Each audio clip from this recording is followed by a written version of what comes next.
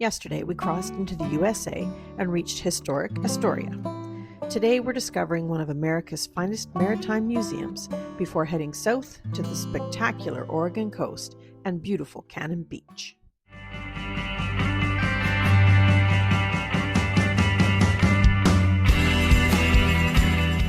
After a somewhat restful night at Astoria's historic Commodore Hotel, we were looking forward to a much shorter driving day.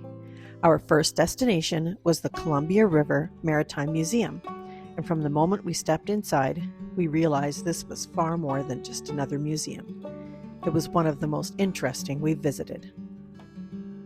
Situated near the mouth of the Columbia River, the museum tells the remarkable story of one of the world's most dangerous stretches of water, famously known as the Graveyard of the Pacific. Since the late 18th century, around 2,000 vessels have been lost here and more than 700 lives claimed as powerful Pacific waves collide with the mighty Columbia River over constantly shifting sandbars. Interactive displays, fascinating films, and beautifully restored vessels bring these dramatic stories to life.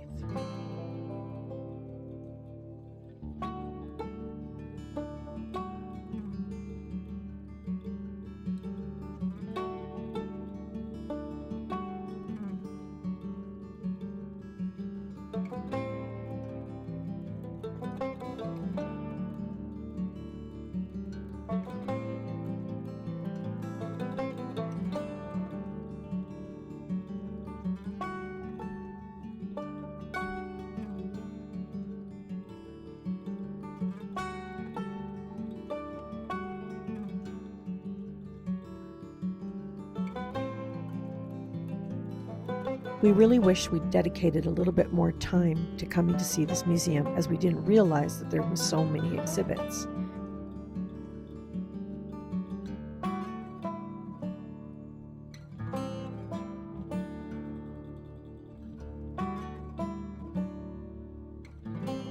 We admired the historic lightship Columbia and even discovered the Seishu Maru, a Japanese fishing boat swept across the Pacific following the devastating 2011 tsunami.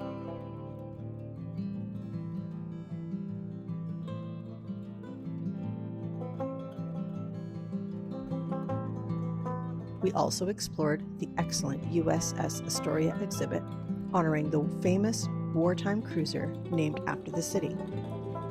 Nearby, visitors can even step aboard the preserved bridge of the World War II destroyer USS Knapp, giving a fascinating glimpse into life aboard an American naval warship. We also explored exhibits dedicated to the Exxon Valdez disaster. One exhibit that really stood out featured artifacts recovered from the famous Peter Iredale shipwreck. Knowing we'd be visiting the wreck itself tomorrow made the stories of its rescue all the more fascinating.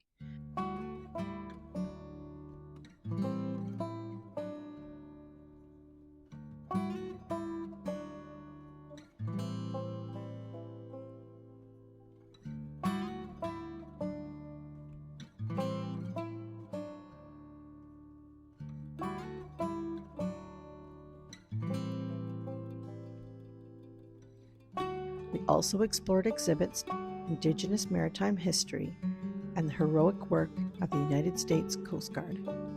There were a few rooms dedicated to the lives and heritage of Indigenous peoples, from how they hunted and fished to how they used their natural surroundings to make clothing, build homes, canoes, and much more.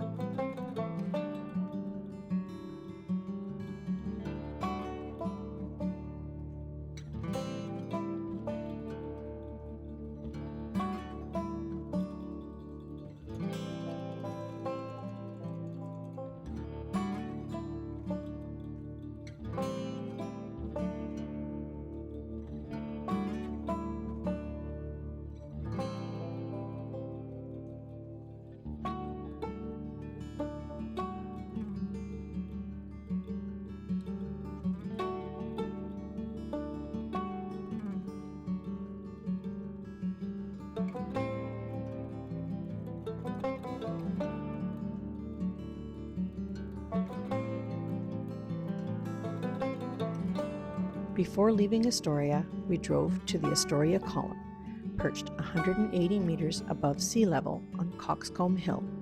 Completed in 1926, the 38-meter tower celebrates the region's history with an extraordinary hand-painted spiral mural wrapping around its exterior. The panoramic views over Astoria, the Columbia River, and surrounding forests are simply breathtaking. A scenic 45-minute drive soon brought us to Cannon Beach. As Haystack Rock suddenly appeared through the windshield, we understood immediately why it's become one of Oregon's most photographed landmarks. Haystack Rock at Cannon Beach stands 72 meters tall. The massive sea stack is also an internationally protected wildlife refuge, home to puffins and countless migratory seabirds.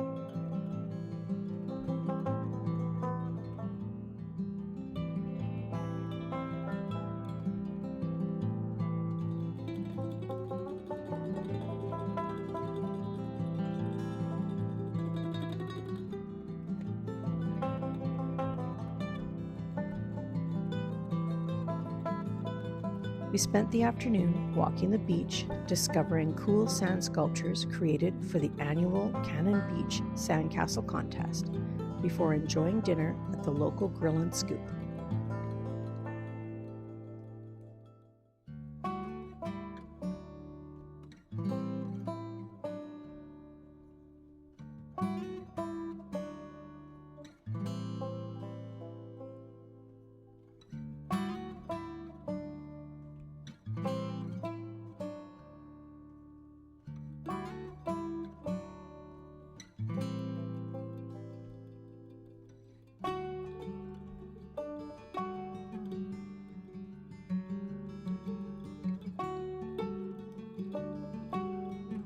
After almost 18,000 steps, the beachfront Tolovana Inn was the perfect place to relax and recharge before another exciting day exploring Oregon's spectacular coastline.